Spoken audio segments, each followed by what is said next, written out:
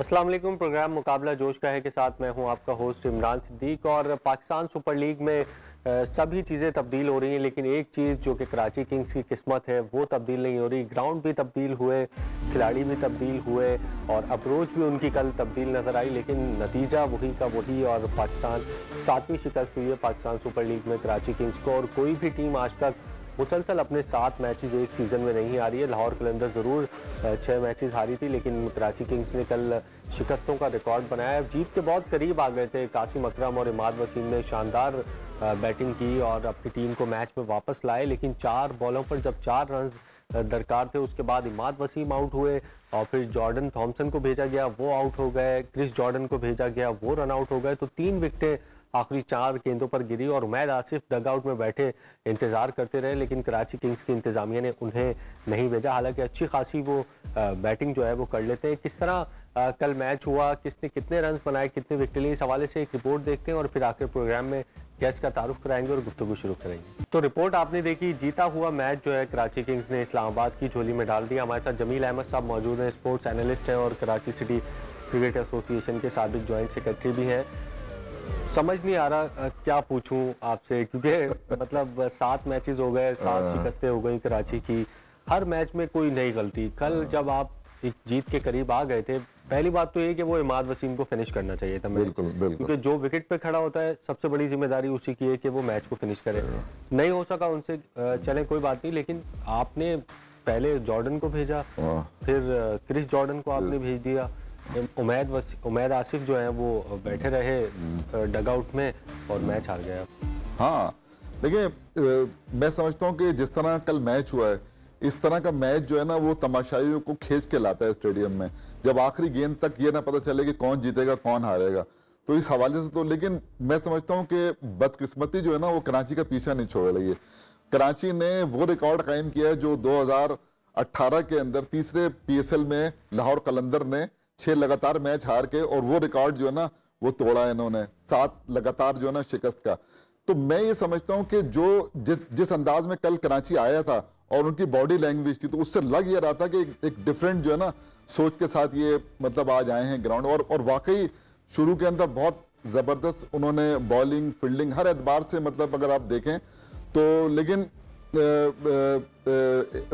191 का जो टारगेट है उसमें अगर आप देखें इस्लामाबाद यूनाइटेड ने तो कराची ने जीत के उनको पहले बैटिंग कराई, लेकिन 34 रन जो है ना शादाब के 26 गेंदों पे, उसके अलावा कोई बड़ा मतलब ये कि स्कोर नहीं। लेकिन 191 जो हम एक बात शुरू से करते आए हैं ना कि इनकी बैटिंग के अंदर इस्लामाबाद यूनाइटेड की डेप्थ बहुत ज्यादा है, उसका जो है ना मुजाहरा 2 मैचों में आपने देख लिया कि इससे पहले फहीम अशरफ ने 50 रन आगे किया 8वें नंबर पे, जी हाँ।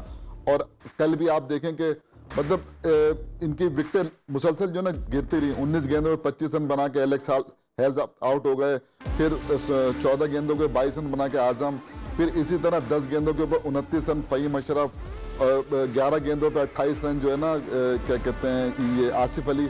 तो ये मतलब सबका मतलब इसमें थोड़ा थोड़ा हिस्सा था, 20-25, लेकिन एक ऐसा टारगेट सेट कर दिया उन्होंने कि, लेकिन तारीफ करना पड़ेगी कि कल जो इमाद वसीम खेले हैं, बॉलिंग बहुत अच्छी की उन्होंने, और क्या कहते हैं 30 रन देके 2 खिलाड़ी आउट किए 4 ओवर में। मीर हमजा को जो इन्होंने शामिल किया उससे बहुत फर्क पड़ा है।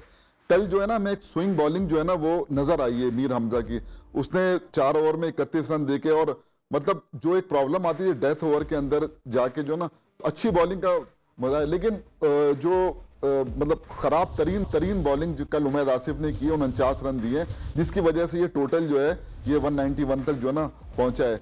लेकिन उसको जब ये चेस करने गए तो मतलब ये कि बाबर आजम तो शुरू के अंदर जीशान जमीन की शानदार बॉल के ऊपर जो है ना मतलब बॉल ऑफ द टूर्नामेंट अगर आप कहें तो इसमें कोई मतलब वो नहीं होगा, आउट हुए, लेकिन शर्जील ने 44 रन की इनिंग खेली। लेकिन उसके बाद तारीफ करना पड़ेगी कि 80 रन के ऊपर 5 खिलाड़ी जो है ना वो आउट हो गए कराची के। फिर 108 रन की पार्टनरशिप जो है वो इमाद वसीम और कासिम अकरम जो कि हमारे अंडर 19 के कप्तान हैं, और तो उन्होंने जो जिस अंदाज में खेला है तकरीबन 196 रन के स्ट्राइक रेट से, समझे, 55 रन इन्होंने किया 28 गेंदों के ऊपर इमाद वसीम ने, और 26 गेंदों के ऊपर उन्होंने 50 किए। तो इन दोनों की जो पार्टनरशिप है 196 रन के स्ट्राइक रेट से खेलना और इतने दबाव में आके खेलना, 108 रन की पार्टनरशिप 80 रन से शुरू करके 188 तक पहुंचाया। जब अम्माद वसीम आउट हो तो 4 रन चाहिए थे और वो 4 रन जो है वो लग रहा है जैसे 40 रन बन गए। ये 3 विकेटें भी गई।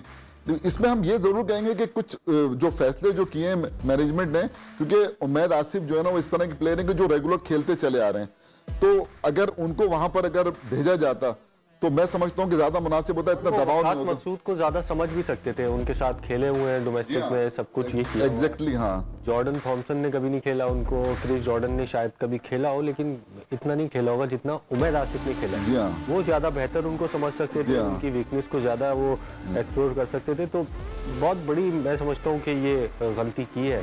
जॉर्डन थॉमसन पहला मैच खेल रहे थे और बॉलिंग में भी उन्होंने कोई खातिर खां 2 ओवर में 22 रन दिए, 12 उन्होंने, लेकिन जहां उस जगह पे 190 रन थे और 2 गेंदों पे 2 रन चाहिए थे, तो होना ये चाहिए था कि चूंकि तमाम प्लेयर जो है एज ऑफ द सर्किल थे, तो इनको चाहिए था सिंगल करके, और कासिम अकरम चूंकि सेट थे उस वक्त, सिंगल तो आराम से, तो मैच कम से कम टाई तो हो जाता ना।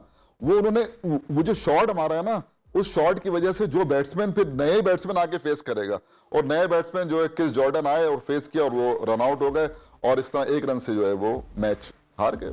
बिल्कुल, और कराची की इंटेंट पर काफ़ी सवालात उठे कि जीतने की कोशिश ही नहीं कर रहे। कल हमें कोशिश नज़र आई और मैच के करीब भी गए। बाबर आजम ने कल गुफ्तगू की मैच के बाद और उन्होंने कहा कि हम तो तमाम ही मैचेस में जीत का इंटेंट लेकर आए थे, लेकिन बदकिस्मती से जो है वो हमारे हक में नहीं गए। बाबर आजम ने क्या कहा मैच के बाद?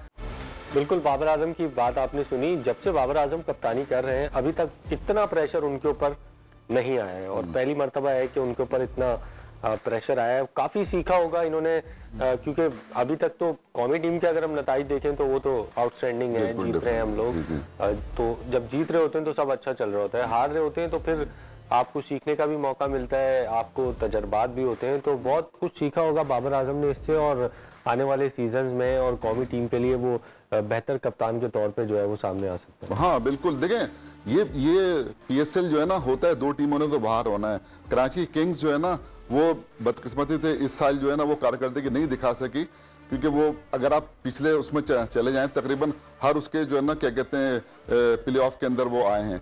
तो बहरहाल के लेकिन हम किसी भी तरह से बाबर आजम की जो क्लास है, जो उन्होंने कौमी टीम की क़यादत की है, उसको अगर हम मद्देनजर रखें तो ये अलग बात है कि कराची किंग को वो फतवात नहीं दिला सके, लेकिन उसके अंदर फिर जो उनका जो सिलेक्शन है टीम का, जब ड्राफ्टिंग के टाइम पर उन्होंने जो प्लेयर पिक किए वो भी मतलब उस मेयार के नहीं है कि जिस मेयार के दूसरी टीमों के पास है, और इनके पास ज़्यादा चॉइस भी नहीं है।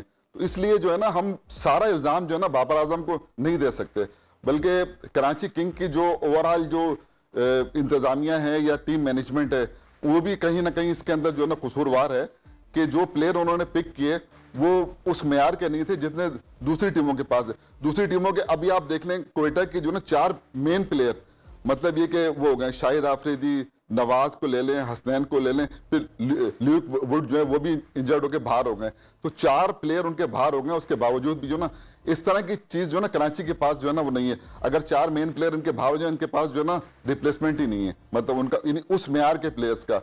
इसी तरह अगर आप वहां देख लें, वहां कोयटा का अच्छा ये है कि आज उनका मैच भी है, मोहम्मद इरफान जो है वो वापस, जी हाँ, हसनैन की जगह पे मोहम्मद इरफान को उन्होंने, तो वो थोड़ा सा बूस्टअप है उनको। हाँ। जो उनके 3 लेफ्ट आर्म बॉलर थे तकरीबन एक ही टाइप के हैं, वो फॉकनर, सुहेल तनवीर और गुलाम मुदस्सिर। जी जी, वो स्लो गेंदों पर ज़्यादा रिलाई करते हैं, तो अब थोड़ा सा पेस उनको जब मिलेगा तो लगता है कि स्ट्राइक भी मिल सकती है कोयटा को। हसनैन के बाहर होने से ना बहुत फर्क पड़ा, और नवाज के, ये दोनों मतलब स्ट्राइकर थे, मतलब जब आते थे विकेट लेते थे। लेकिन अब जो इनके पास जो बॉलर है ना वो मतलब स्ट्राइकर नहीं है, वो मतलब ये कि रन भी देते, एक ही तरह की मतलब वो है ना, मतलब अगर आप तीनों को देख लें ना, गुलाम मुदस्सिर को देख लें, जैर फॉल्कन जी, तो उनका अगर आप टारगेट देखें तीनों बॉलर, मैं अगर अपना पॉइंट ऑफ व्यू दूं तो स्ट्राइकर के तौर पे आप उनको नहीं ले सकते। जी हाँ, जी हाँ, नसीम शाह जरूर एक स्ट्राइकर है, हसनैन जरूर एक स्ट्राइकर है, लेकिन वो जब आप कंसीड करने वाले बॉलर्स को टीम में शामिल करेंगे तो रन्स कंसीड उस वक्त तक नहीं होंगे जब तक विकेट नहीं मिलेगी। तो आपको स्ट्राइक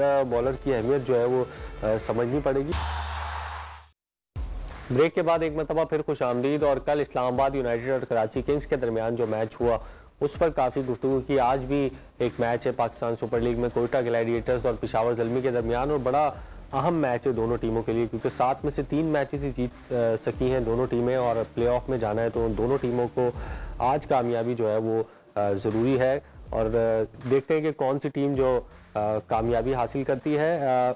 बुरी खबर आज एक और सामने आई इस्लामाबाद यूनाइटेड के लिए कि एलेक्स हेज जो है वो पर्सनल रीजंस की वजह से पाकिस्तान सुपर लीग से दस्तबरदार हो गए, और अब वो मजीद जो 3 मैचेस इस्लामाबाद ने खेलने उसमें एक्शन में नज़र नहीं आएंगे। जमील साहब, इंजरीज़ पर इंजरीज़ इस्लामाबाद यूनाइटेड के लिए, और अब उनके जो मेन प्लेयर जो कि अच्छा आगाज़ फराम कर रहे थे इस्लामाबाद यूनाइटेड को, वो भी पर्सनल रीज़न की वजह से दस्तबरदार हो गए। बहुत बड़ा धचका है, क्योंकि अब जो मैचेस आ रहे हैं काफ़ी क्रंच है। जी हाँ, और इस वक्त तो जाहिर सी बात है कि ऐसी सूरत हाल है, गो के इस्लामाबाद यूनाइटेड के 8 पॉइंट ज़रूर हैं पॉइंट टेबल पे, लेकिन जो हम एक देख रहे थे ना कि बैटिंग पावर हाउस वो इस्लामाबाद यूनाइटेड के बाद, लेकिन अब देखें पहले तो पॉल स्टर्लिंग गए, ठीक है ना, नेशनल ड्यूटी के ऊपर, उसके बाद कॉलन मन्नो अनफिट हुए, अब एलेक्स हेल्स का जाना जो है ना, और फिर शादाब का भी अनफिट हो जाना, तो मैं समझता हूँ कि ये बहुत बड़ा धचका है। गुलबाज भी जा रहे हैं शायद नेशनल। हाँ, गुलबाज जो है ना अभी तो हैं, खैर वो क्योंकि 23 से है वहाँ पर बांग्लादेश के अंदर, तो मेरे ख्याल में 18-19 तक तो हैं, तो शायद 1-2 मैच जो भी होंगे वो खेल सकें, लेकिन गुरबाज 12 लेके उन्होंने जाना है। और विल जैक्स जो है ना, उनको उन्होंने उनकी जगह पर लिया है, इंग्लिश खिलाड़ी हैं विल जैक्स जो रिप्लेस होंगे इनकी जगह पर, तो वो खैर वो हार्ड हिटिंग बैट्समैन है, ऑफ स्पिन गेंद करते हैं, तो वो तो, लेकिन ये कि जो इस वक्त अब गुलबाज भी चले जाएंगे, तो ये समझ लीजिए कि इनकी जो बैटिंग है उस पर बहुत फर्क आएगा, और क्योंकि ये 4 ऊपर के 3-4 जो ये प्लेयर जो थे, यही मतलब रन ऐसे मतलब बुनियाद रखते थे कि आने वाले जो है ना जब फिनिश करते थे तो एक मतलब एक ऐसा टोटल होता था 200 के करीब जो है ना बोर्ड के ऊपर। उनके लिए एक अच्छा ये हो गया कि कल का मैच जीतकर थोड़ी सी उनकी राह जो है वो हमवार हुई है प्ले ऑफ में जाने के लिए। कल भी अगर हार जाते वो तो फिर इन खिलाड़ियों का बाहर होना और फिर बड़ा मुश्किल हो जाता है। एक अच्छी चीज़ ये है कि उनके पास अभी भी रिप्लेसमेंट मौजूद है, मोहम्मद हुरैरा उस कैंप में मौजूद है, दानिश अजीज जो कि अभी तक जफर गौहर नहीं खेले, जफर गौहर मौजूद है जो कि शादाब को रिप्लेस कर सकते हैं, तो रिप्लेसमेंट उनके पास। एक मिशान डीलंगा भी हैं जो कि साउथ अफ्रीका ने एक मैच खेले थे, वो पेसर हैं वो, तो वो अब उसके बाद वो नहीं खेले, तो वो भी उनके कैंप में मौजूद है। बिल्कुल, और इससे अंदाजा लगाएं कितनी मजबूत टीम है कि इतने बड़े बड़े खिलाड़ी जो है वो उनके 3-4 बाहर हो गए, लेकिन रिप्लेसमेंट अभी भी अच्छी है उनके पास, कोई एवरेज रिप्लेसमेंट नहीं है। हाँ, रिप्लेसमेंट तो बहुत अच्छी है, लेकिन हम किसी भी तरह से अभी ये नहीं कहते कि इस्लामाबाद सेव है, क्योंकि अभी इन्होंने भी कोयटा ने भी 3 मैच खेलने हैं और पेशावर ने भी 3 मैच खेलने हैं, तो आगे उसको कम से कम 2 मैच जो है ना इस्लामाबाद यूनाइटेड को जीतना पड़ेंगे। तो अब मैं समझता हूँ कि अभी भी जो उनके पास प्लेयर हैं वो बड़े बासलाहियत हैं और उम्मीद है कि वो अपनी टीम की जीत में अहम किरदार अदा करेंगे। रिप्लेसमेंट जहाँ तक ताल्लुक है, तो रिप्लेसमेंट तो आपने जो नाम लिए हैं, मैंने एक नाम आपको और बता दिया, उसके मिशान डेलंगा, वो भी बहुत अच्छे पेसर हैं। तो दानिश अजीज अब तक कोई मैच नहीं खेले, वो भी मतलब आ सकते हैं, फिर जफर गौहर भी आ सकते हैं, मतलब अच्छी एक अभी उनके पास है। और फिर मुबशिर अभी बाहर हैं, मुबशिर भी अगर जैसे ये जो अभी जिशान जमीर बाहर हुए हैं, तो इमर्जिंग के अंदर मुबशिर आके भी जो है ना वो खेल सकते हैं। तो अच्छा एक कम्बिनेशन अभी भी जो है ना इस्लामाबाद यूनाइटेड के पास जो है ना वो मौजूद है। बिल्कुल, इस्लामाबाद यूनाइटेड की बात हो रही है तो कल इस कामयाबी में उनके कप्तान जो कि शादाब खान के जाने के बाद कप्तान बने थे आसिफ अली, उन्होंने बड़ा ज़बरदस्त रोल प्ले किया, बैटिंग में भी रन्स किए और फिर बॉलिंग में उन्होंने हैरानकुन तौर पर विकेटें भी ली। बिल्कुल, और आज पेशावर ज़ल्मी कोयटा ग्लैडिएटर्स मध्य मुकाबिल होंगी। और एक और अच्छी खबर शायकीन के लिए कि 100% शायकीन को आज से स्टेडियम में दाखिले की इजाज़त दी जा रही है। अभी जो गुज़िश्ता मैचेस लाहौर में हुए उसमें 50% जो फैंस को इजाज़त थी, अब 100% कर दी गई है, क्योंकि कोरोना वायरस का जो रेशो है वो अब कम होता जा रहा है। ज़बरदस्त फैसला है। कहा यह जा रहा था कि शायद ना हो कोरोना के केसेस की वजह से शायकीन, लेकिन कराची में 25 थे, फिर लाहौर में 50 हुए और अब 100% हो गए। और इस वक्त 100% होना मैं समझता हूँ कि बहुत ज़रूरी है, क्योंकि अब जो मैचेस आने वाले हैं, प्ले ऑफ, एलिमिनेटर और क्वार्टर फाइनल ही आप समझे हर मैच को, तो बड़ा अच्छा होगा शायकीन के। जी हाँ, ये इस वक्त टूर्नामेंट जो है ना पीक पर आ गया अपनी, और मैं समझता हूँ कि देखें अभी 50% तमाशाई थे तो बहुत मजा आ रहा था सुनने का, और जब 100% तमाशाई होंगे तो ज्यादा मजा आएगा। इससे खिलाड़ियों की भी बड़ी हौसला अफजाई होती है। ये जो आने वाला जो हमारा जो मैच है ये कोयटा का और पेशावर का, जो आपने जिक्र किया, ये हर लिहाज से बहुत इंपॉर्टेंट मैच है, क्योंकि दोनों टीमें 7-7 मैच खेल के 6-6 पॉइंट के ऊपर है। जो टीम भी ये मैच जीतेगी वो चौथे नंबर पे तो आ जाएगी, लेकिन नफसियाती बरतरी भी उसको हासिल होगी, और जो टीम हारेगी वो जाहिर सी बात है कि उसके लिए परेशानियां बढ़ जाएंगी, क्योंकि उसको अब ये मैच खेल के 2 मैच रह जाएंगे। कराची में जो मैच हुआ था उसमें ज़ल्मी ने हराया था क्वेटा को। जी हाँ, तो लेकिन अभी भी अगर आप मवाजना करते हैं ना, तो चलें बैटिंग तो हम कह सकते हैं कि दोनों की बैटिंग जो है ना वो मतलब, लेकिन बॉलिंग के अंदर जो है ना वो बरतरी हासिल है पेशावर ज़ल्मी को। उन्होंने अम्माद भट्ट को भी खिलाया था, सलमान इरशाद है, और इमर्जिंग में मोहम्मद उमर, फिर वहाब रियाज खुद, बैन कटिंग, और फिर लेम लिविंगस्टन को जो खिला रहे हैं वो, और फिर शुएब मलिक। 7 बॉलरों का उनके पास ऑप्शन है बैटिंग में। लेकिन तारीफ करना पड़ेगी मोहम्मद हारिस की, जिसने जो मैच खेला था, ओके जबरदस्त उसने पहला मैच खेल रहे हैं और मैन ऑफ द मैच। 27 गेंदों पे 49 रन बनाना, और फिर जज़ई का फॉर्म में आना, हजरतुल्लाह जज़ई का 42 गेंदों पे 52 रन बनाना, तो ये मतलब एक मतलब नजर आ रहा है उनकी। देखिए कामरान अकमल को बैठा के एक यंगस्टर को खिलाना मतलब एक बड़ा फैसला था, और वो कामयाब हुए। लेकिन हैदर अली जो है पूरे टूर्नामेंट के कामरान अकमल की आपने बात की, कामरान अकमल पे वापस आते हैं ब्रेक के बाद, क्योंकि हारिस ने जी की परफॉर्मेंस दी है, अब मुश्किल लग रहा है कामरान अकमल का कि वो पेशावर ज़ल्मी के लिए दोबारा जो है वो एक्शन में नजर आए। एज अ मेंटोर प्लेयर तो है वो, देखते हैं कि अब उनके टीम में प्लेइंग 11 में जगह बन पाती है नहीं, क्योंकि एक ज़बरदस्त उनको रिप्लेसमेंट मिली है, ज़बरदस्त आगाज़ दिया। प्रोग्राम में वक्त हुआ एक ब्रेक का, ब्रेक के बाद वापस आकर गुफ्तगू का सिलसिला जारी रखेंगे। ब्रेक के बाद एक मरतबा फिर खुशामदीद। और पाकिस्तान सुपर लीग में अब तमाम टीमों ने साथ साथ जो अपने मैचेस हैं वो खेल रही हैं। तमाम ही टीमों के अब 3-3 मैचेस बाकी हैं। अगर पॉइंट्स टेबल पर हम देखें तो लाहौर कलंदर्स और मुल्तान सुल्तान की जो पोजीशन है वो मुस्तहकम है, और प्लेऑफ में जाने के लिए मुल्तान सुल्तान ने तो क्वालिफाई कर लिया है, लाहौर कलंदर्स भी मजबूत उम्मीदवार है। पॉइंट्स टेबल की क्या सिचुएशन है इस वक्त, कौन कौन सी टीम प्लेऑफ में जा सकती है, कौन सी टीम बाहर हो सकती है, इस हवाले से रिपोर्ट देखते हैं और फिर गुफ्तगू शुरू करेंगे। तो पॉइंट्स टेबल का रिपोर्ट जो है वो आपने देखी, और आज दोनों टीमें जो है जीत के लिए कोशिश करेंगी। टॉस का इतना अहम किरदार हमें नज़र नहीं आ रहा, क्योंकि जो भी टीम पहले बैटिंग करने वाली भी टीम मैच जीत रही है और चेस करने वाली टीम भी मैच जीत रही है। जमील साहब के बाद वापस चलते हैं। जमील साहब, जेसन रॉय और जेम्स विंस बड़ा अच्छा परफॉर्म कर रहे हैं, और ख़ास तौर पर जेसन रॉय की अगर हम बात करें, उनके आने के बाद से कोयटा की टीम उठी है, गो के लाहौर कलंदर्स के खिलाफ वो जल्दी आउट हो गए। बड़ा अहम किरदार होगा उनका आज के मैच में, क्योंकि आपको अच्छा आगाज़ जब पावर प्ले मिलता है तो फिर नीचे आने वाले बैट्समैनों के लिए जो है वो काफ़ी आसानियाँ हो जाती हैं। जी हाँ, जेसन रॉय का जो है ना परफॉर्म करना वो बहुत ज़रूरी है कोयटा के लिए। देखिए जेसन रॉय जब खेलते हैं ना तो तकरीबन 200 के स्ट्राइक रेट से खेलते हैं, तो अगर ये 10 ओवर ये खेल जाते हैं तो आने वाले जो नीचे के बैट्समैन हैं, एहसान अली भी बहुत अच्छी फॉर्म में, आपको याद रखना चाहिए जो टॉप 5 प्लेयर है ना इस वक्त जो PSL में, उसमें है एहसान अली 5वें नंबर पे। तो एहसान अली बहुत अच्छी फॉर्म में, जेसन रॉय पे जेम्स विंस, फिर सरफराज की फॉर्म भी आपने देखी कि कितनी जबरदस्त वो उन्होंने एक मैच उनको जितवाया, दूसरे में बदकिस्मती के वो रन आउट हो गए।